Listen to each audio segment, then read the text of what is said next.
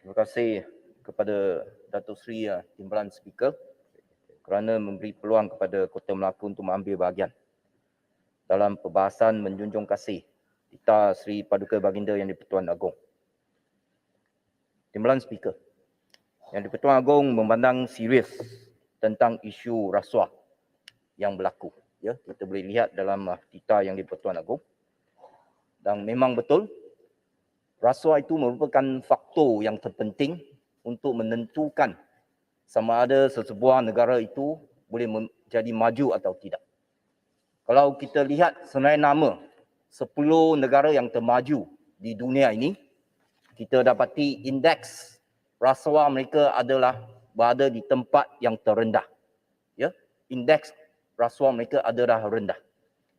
Jadi kita ambil satu contoh, Singapura. Singapura hari ini ialah satu negara yang maju. Indeks rasuah mereka adalah amat rendah.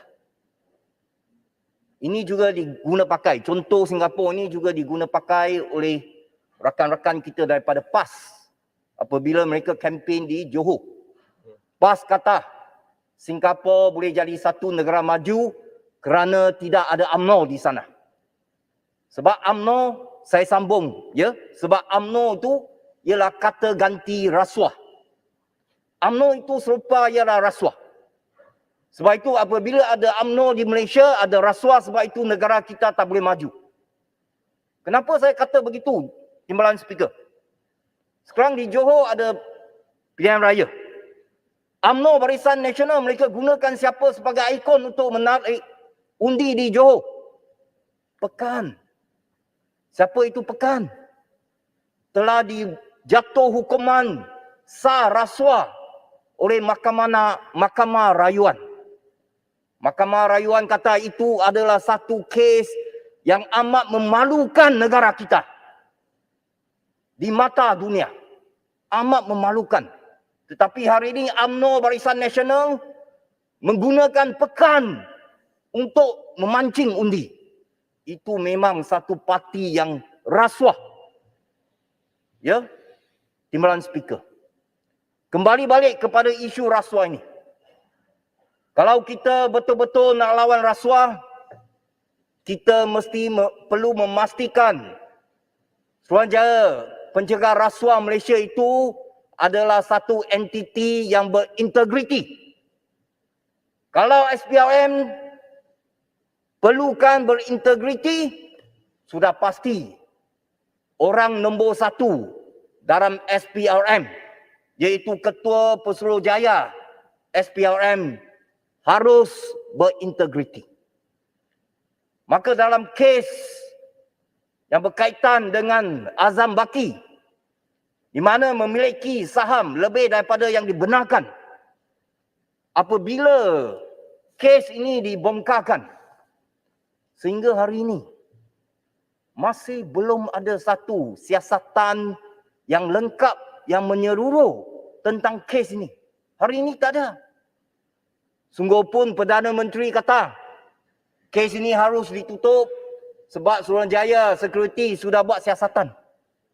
Tetapi kita harus ingat, Timbalan Speaker, waktu kes ini dibongkarkan, satu sidang media khas telah diadakan, ya, oleh Lembaga Penasihat Pencegah Rasuah khas diadakan untuk minta Azam Baki beri penerangan.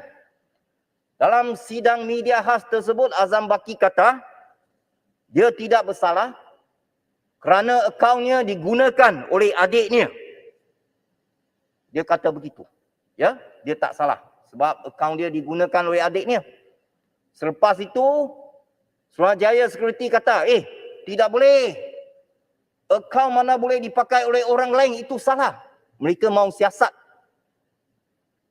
Tetapi selepas siasat-siasat, SPRM pula kata nak siasat Suruhanjaya Security pula.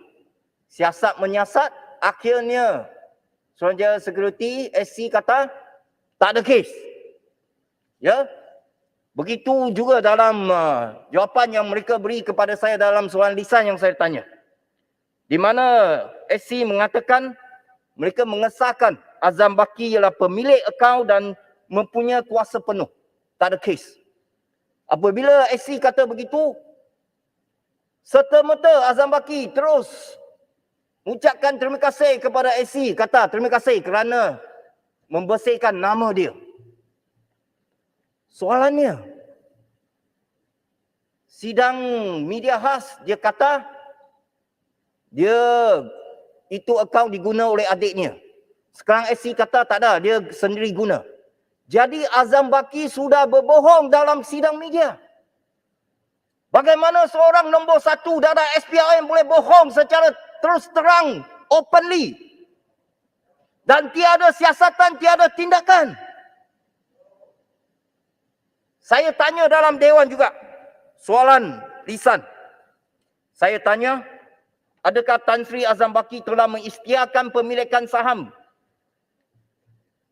pada tahun 2015 hingga 16 seperti mana yang diwajibkan dalam Peraturan 10 Peraturan Pegawai Awam Kelakuan dan Tata Tertib 1993. Jawapan ini adalah daripada Parlimen. Dia mengatakan bagi kes pegawai ini iaitu Azam Baki, beliau telah mengisytiharkan harta kepada ketua jabatan iaitu Ketua Pesuruhjaya Suruhanjaya Pencegah Rasuah Malaysia pada masa tersebut. Kalau mengikut jawapan ini, artinya Azam Baki ada laporkan kepada ketua dia pada waktu tersebut.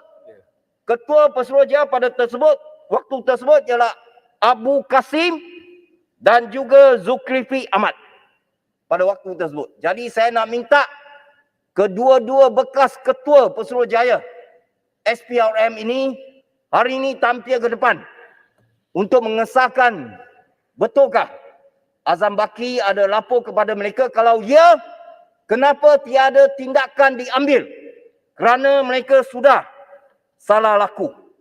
Ya, sebab mengikut undang-undang mereka tidak seharusnya memiliki lebih daripada 100,000 dan dia jelas melanggar Seksyen 23 Perkeliling Perkhidmatan Bilangan 3/2002.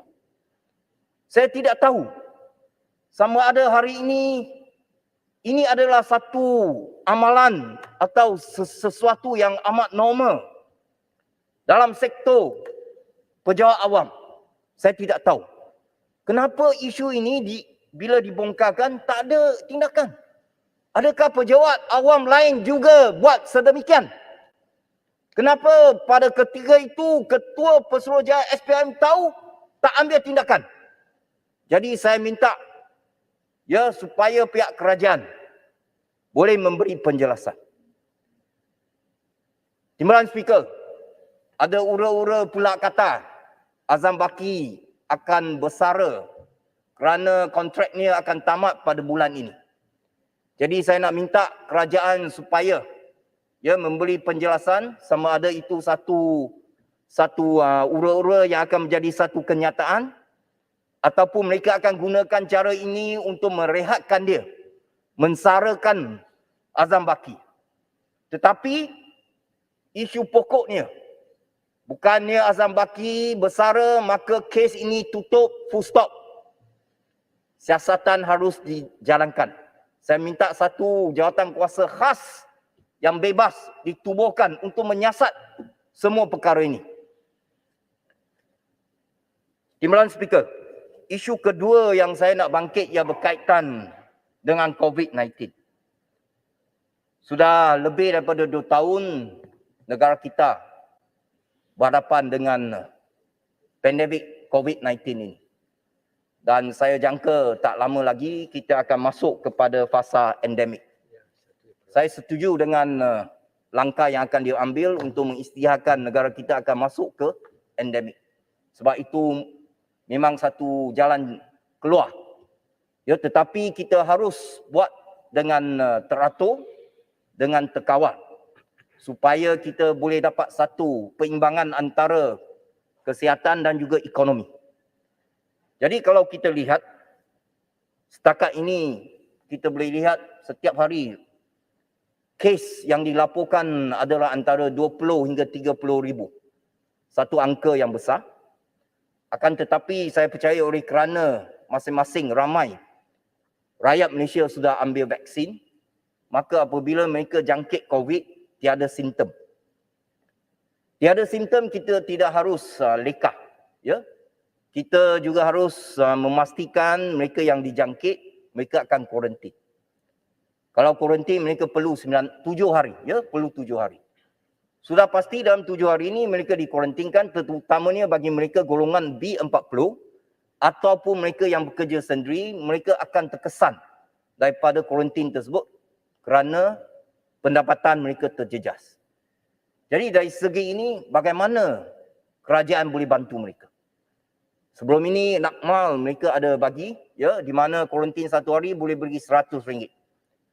Akan tetapi saya dapat banyak aduan di mana penyakit COVID-19 ni, mereka ada pohon telah diluluskan tahun lepas, bulan 10 Oktober, tetapi sehingga kini belum terima lagi ya duit bantuan tersebut. Jadi saya difahamkan tabung itu ditubuhkan di mana dananya adalah ya hasil kutipan ataupun sumbangan daripada badan-badan korporat. Mungkin Kementerian Kewangan juga ada bagi peruntukan. Saya percaya peruntukan tersebut ataupun dana dan tabung tu sudah habis. Sebab itu yang lulus sudah 3, 4, 5 bulan pun belum terima lagi. Jadi dalam hal ini saya ingin menyuruh kepada Kementerian Kewangan supaya dapat memberikan peruntukan khas segera kepada tabung tersebut supaya dapat berikan peruntukan tersebut kepada mereka. Ya, ini adalah tersasar. Kalau pagi ini Menteri Kewangan kata mereka akan tumpu kepada golongan yang tersasar untuk bantu mereka, saya rasa ini perlu kita segerakan untuk bantu mereka. Begitu juga kalau kita lihat kes yang meninggal dunia akibat daripada COVID-19 ini juga agak tinggi. Satu hari lebih kurang 5 hingga 70 orang pesakit meninggal dunia akibat daripada COVID. Dan sebelum ini kerajaan juga ada bagi RM5,000 untuk keluarga si mati, ya. Tapi kita juga dapati ramai yang belum terima wang bantuan tersebut yang ditawarkan oleh Nakmal. Jadi dalam hal ini saya harap supaya satu tindakan yang drastik, yang segera, yang berkesan dapat bantu mereka ini. Ya. Timbalan Speaker, satu lagi isu yang saya nak bangkit ialah berkaitan dengan banjir. Beberapa hari yang lepas di Kuala Lumpur kita lihat banjir. Mengejutkan kita semua. Waktu hujan lebat tersebut, Timbalan Speaker, kebetulan saya juga tersangkut dalam traffic jam dan saya dapat lihat dengan mata saya sendiri di lorong yang kanan kereta ditenggelami oleh air. Saya lihat dengan mata saya sendiri. Masa saya nak datang ke Parlimen. Nasib baik masa tu saya jalan utama, saya tak pusing ke kiri. Kalau saya masuk ke kiri, kereta saya akan habis. Ditenggelami oleh air. Setiap kali apabila perkara sedemikian berlaku, banjir berlaku. Ini termasuk di Melaka lah. Ya, Timbalan Speaker daripada Batu Pahat, saya percaya sana pun ada banjir. Satu Malaysia banyak tempat banjir. Termasuk di Melaka. Di Melaka saya lihat ada kawasan-kawasan, sesetengah kawasan. Selalunya apabila ada banjir, jawapan yang diberikan oleh kerajaan pusat ataupun kerajaan negeri, jawapannya standard. Hujan luar biasa. Isi padu air hujan yang terlalu tinggi. Hujan terlalu lama. 4, 5, 6 jam. Sebab itu banjir. Oh, itu adalah fenomena paras air laut meningkat. Sebab itu banjir. Itu jawapan standard lah.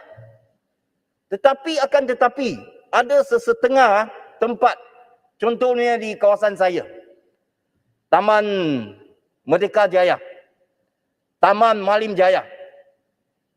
Ini kawasan merupakan hotspot.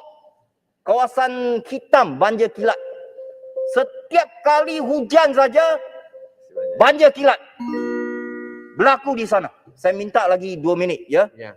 Datuk Speaker, memandangkan Kurang 2 tak ramai orang, saya pendekkan saya punya hujah. Rumuskan. Ya. Baik. Boleh. Kita lihat setiap kali dia kata, oh, tetapi tempat yang sama ulang-ulang. Hujan 2 jam banjir. Hujan 3 jam banjir. Bagi saya itu bukan lagi namanya bencana. Itu namanya ialah kegagalan. Kegagalan sesetengah unit ataupun agensi kerajaan tidak melakukan kerja mereka dengan baik. Tidak merancang dengan baik. Tidak membuat kerja dengan berkesan. Akhirnya ada kawasan-kawasan yang terpaksa menghadapi banjir kilat sedemikian. Saya nak tanya kepada jabatan JPS. Kalau kita kata satu kawasan ada ramai penduduk, ada banyak rumah, kita akan buat jalan baru. Hari ini kita semua tahu. Menteri tadi jawab, alam sekitar dia jawab, oleh kerana perubahan iklim, cuaca ubah, isi padu, air hujan sudah banyak. Jadi apakah langkah kita? Perlukah kita mendaramkan sungai yang ada, sedia ada? Ataupun kita perlu buka atau banner atau buat sungai baru? Semua ini tak ada perancangan. Setiap kali dia kata, okey, lepas banjir kilat, kerajaan meluluskan peruntukan ratusan juta, kita akan jalankan projek ini, projek itu. Selepas itu, banjir ulang lagi. Repeat. Berulang lagi. Setiap kalilah. Kita boleh simpan tu surat khabar lama. Ya, setiap kali bila banjir, kita simpan. Percakapan, penerangan, pihak kerajaan sama juga. Jadi apa yang saya nak bangkit di sini je lah. Rumuskan Nabi. Ya. Kita minta supaya kita perlu tubuhkan satu jawatan kuasa khas, ajak ahli akademik, ajak pakar, semua duduk dan fikir macam mana kita nak selesaikan masalah banjir ini. Saya beri satu contoh lah. Ya, last. Timbalan Speaker. Di Melaka. Baraj muara Sungai Melaka. Sudah rosak 10 tahun. Tak di-repair. Bila Pakatan Harapan jadi kerajaan, saya minta peruntukan. Dapat 10 juta. Lulus pada tahun 2019. Sampai hari ini, kelulusan sudah ada, peruntukan sudah ada.